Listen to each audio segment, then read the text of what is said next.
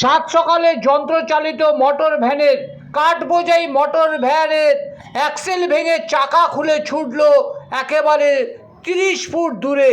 অল্পের জন্য রেহাই পেল পথ চলতি মানুষ। রাস্তার উপরে ছিটকে পড়ে জখম হলো মোটর ভ্যান চালক। এমনই ঘটনাটি ঘটেছে আজ গোসাইপুর বাজার এলাকা। সেখানে এভাবেই কাঠ বোঝাই গাড়ির অ্যাক্সেল ভেঙে চলন্ত গাড়ির চাকা ছিটকে যায় খুলে অনেকটাই দূরে।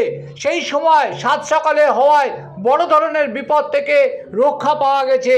তবে প্রশ্ন উঠছে, যেভাবে তৈরি হওয়া এই ভ্যানগুলো আইনত কতটা বৈধতা আছে তা নিয়ে উঠছে প্রশ্ন। বড় দুর্ঘটনা ঘটলে তার দায় নেবে কে, সেটাও কিন্তু নিয়ে উঠছে প্রশ্ন।